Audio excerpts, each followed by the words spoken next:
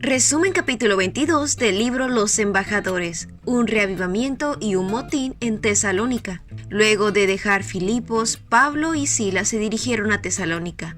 Allí hablaron a grandes congregaciones en la sinagoga judía. Su apariencia daba evidencia del trato vergonzoso que habían recibido y demandaba una explicación. Sin exaltarse a sí mismos, magnificaron a quien les había traído su liberación. Al predicar, Pablo apeló a las profecías del Antiguo Testamento que predecían el nacimiento, los sufrimientos, la muerte y la resurrección y ascensión de Cristo. Probó con claridad la identidad de Jesús de Nazaret como el Mesías y mostró que era la voz de Cristo que había estado hablando por medio de los patriarcas y los profetas.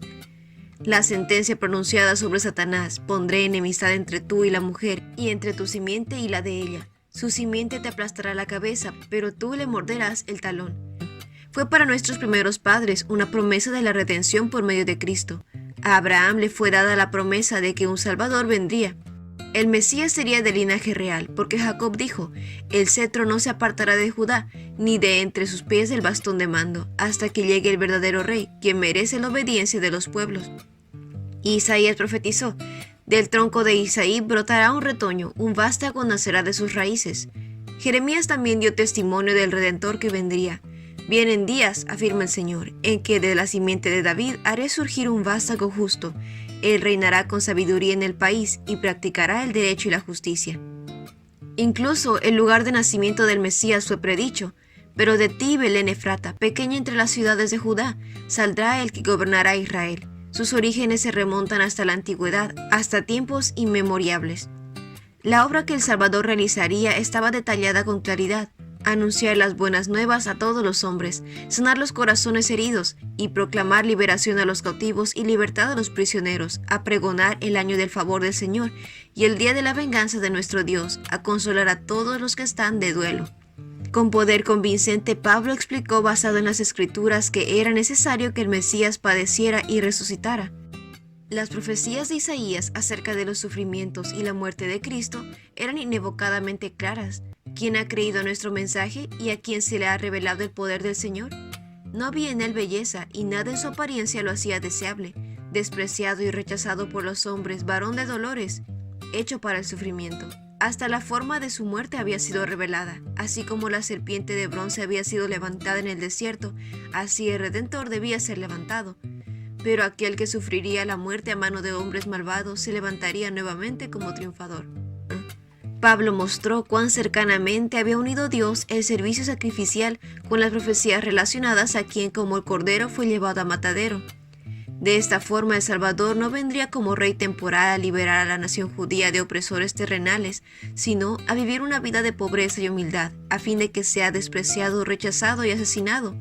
El Salvador se ofrecería a sí mismo como sacrificio en favor de la raza caída, cumpliendo cada requisito de la ley que había sido quebrantada. En él, los tiempos sacrificales encontrarían su antítipo, y su muerte en la cruz daría significado a toda la economía judía. Pablo relató a los judíos tesalonicenses su maravillosa experiencia en la puerta de Damasco.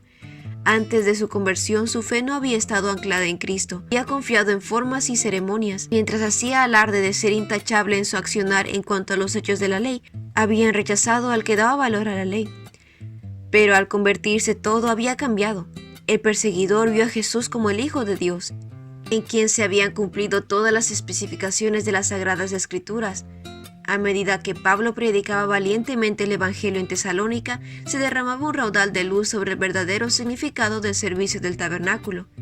Él dirigía las mentes de sus oyentes más allá del ministerio de Cristo en el santuario celestial. Al momento cuando vendría el poder y gran gloria para establecer su reino, Pablo creía en la segunda venida. Presentó las verdades concernientes a este evento con tanta claridad que en la mente de muchos esto dejó una honda impresión que nunca se borraría. Durante 3 sábados sucesivos, Pablo predicó, basado en las Escrituras, acerca del Cordero que fue sacrificado desde la creación del mundo. Exaltó a Cristo. Si se lo entiende debidamente, su ministerio es la llave que abre las Escrituras del Antiguo Testamento y da acceso a sus ricos tesoros. Con esto se captó la atención de grandes multitudes. Algunos de los judíos se convencieron y se unieron a Pablo y Silas, como también lo hicieron un buen número de mujeres prominentes y muchos griegos que adoraban a Dios. Pero así como había sucedido a otros lugares a los que fueron, los apóstoles se enfrentaron a oposición. Al unirse con unos maleantes callejeros con los que se armaron una turba, los judíos empezaron a alborotar la ciudad. Con éxito asaltaron la casa de Jasón, pero no pudieron encontrar ni a Pablo ni a Silas. En su rabiosa decepción, los de la turba arrastraron a Jasón y a otros hermanos ante las autoridades de la ciudad gritando: «Estos que han trastornado el mundo entero han venido también acá, y Jasón los ha recibido en su casa. Todos ellos actúan en contra de los decretos del emperador, afirmando que hay otro rey, uno que se llama Jesús». Los magistrados encadenaron a los creyentes acusados para mantener la paz.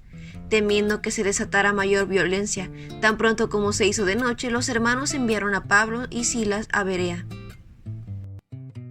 Y ese fue el resumen del capítulo 22 del libro Los Embajadores. No olvides compartir este resumen con tus compañeros de clase o con otras personas que tú creas que puedan necesitar este mensaje. Nos vemos la próxima.